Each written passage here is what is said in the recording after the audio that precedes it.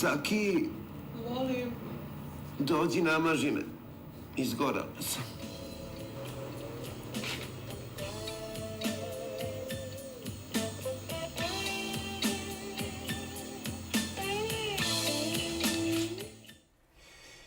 Well, yeah, I remember very well. We have actually filmed it in '94.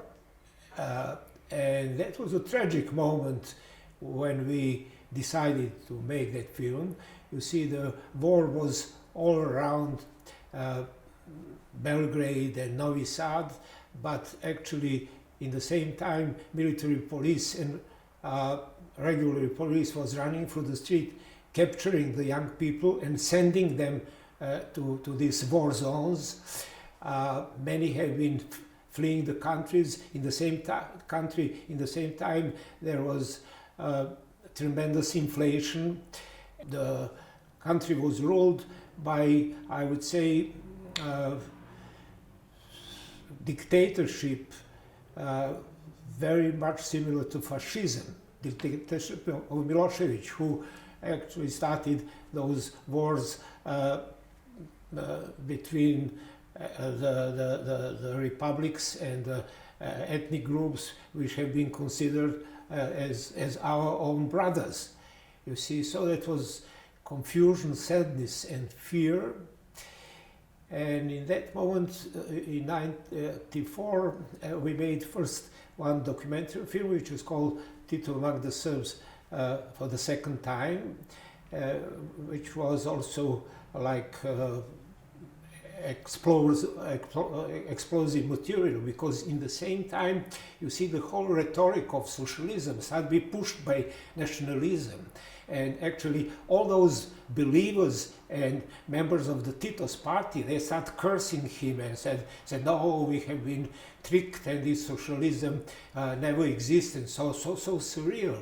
And then I invited one actor to come in a uniform of Tito and go through the street, and it was for us shocks. We thought that we are going to be beaten, but the people gathered around them, and that it was like a spectacle what happens. So based on success of that small film, we have had some profits, and I said, let's make a fiction film and engage group of transvestite, which I already knew from one of my previous films, because when I met them in Belgrade in this year, they said, look, you know, this confusion around us is so weird and overwhelming that we first time had a courage to come out dressed as a girls in the street, and to start actually because of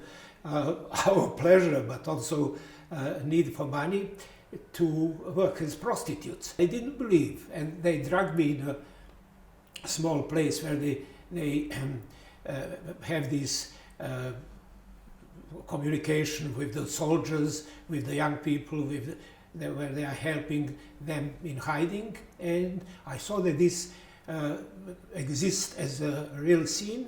I called Misha. I said, come in the evening, we should make another documentary film. When we start shooting documentary scenes, how those girls are addressing the people, negotiating money, and also having some sexual actions. Few of the customers took the pistols and started shooting on us. So we ran away, and I decided, look, we have to make a fiction film, but not in Belgrade. It is too dangerous. Come in Novi Sad, a smaller city, in my house, and we will make a studio. So we filmed it actually without any support of, you know, minister or state money or whatever. And also we got a technique asking some of big television companies international who have been sitting in Belgrade filming what's going on Balkans during the war, to lend us the camera and also editing facilities that was filmed on beta.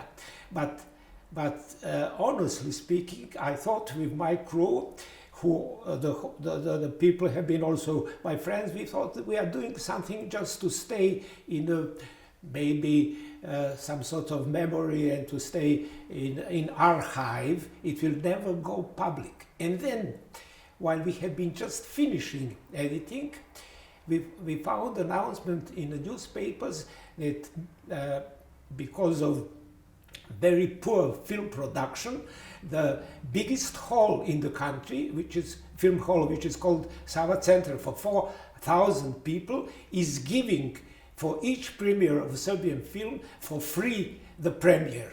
And we went there and said, is it Serbian film?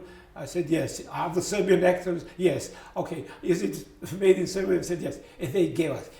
So we got the possibility to show the film, I suppose, due to this transvestite scene and this underground scene. The audience was completely full with 4,000 people when the screening was over. Half of the audience started shouting, lie, lie, that does not exist, and another half were shouting, we are again free. So we came on the stage, 10 or 15 of us, and I took a microphone and said, I beg and I invite all transvestite, all prostitutes and gays to come on the stage. So 300 of them, that was like, you know, storm. They came and started singing, and there was many local small televisions. So the next day, all over the country, there was a small reportage and news that happened. And of course, the film was shown only privately in Serbia, but in the same time, the commission from Berlin, this selection commission for Eastern Europe, did not go in each country. They came in Budapest. And also, one of the film critics who knew me, Schlegel, he called me, he said, Zelemir, I have heard that you made some mess, there is a film, can you send us a film? So I came with VHS cassette there. And they took, that was in December, they took it in Berlinale, and the film, as you said, was having quite a success. I mean, it was shown, for instance, on Arte television. It was shown in few of free countries in distributions, and it went all over the world. And of course, in some countries, that was also a tremendous shock. For instance, when in June the big Soviet festival, Moscow festival, brought the film, I said to them, don't do it. It will be scandal. So I mean, you can imagine how in Moscow it was, you know, for us, the film was also sort of creating a certain, I would say, free space also for these people who took part and their friends, that they got some publicity, and I would say the situation for them to appear publicly in this weird time was even easier than today. Just 2 or 3 months ago, there was, as you know, this big gay and lesbian gathering in Belgrade, and there was a lot of more clashes with police and a lot of more oppression by the politicians than in those times. Not because they had been more liberal, because they had been politicians and the whole strata was criminalized, and they had been mostly engaged in plundering, in killing, in you know, taking the wealth all over the place.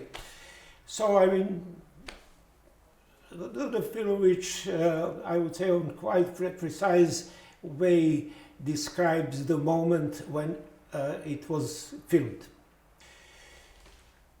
Well, to be honest, first of all, I was surprised when this invitation came, as I myself actually do not see the film often, although on my retrospectives the film always finds the place. So I was seeing reaction all over the world, from Argentina to Taiwan, and the film has some sort of strength which survive up today, because it has also humor inside. It has also a certain struggle of gay and lesbian people for recognition and for freedom, and I think it functions. I'm very curious how it will be understood and viewed today.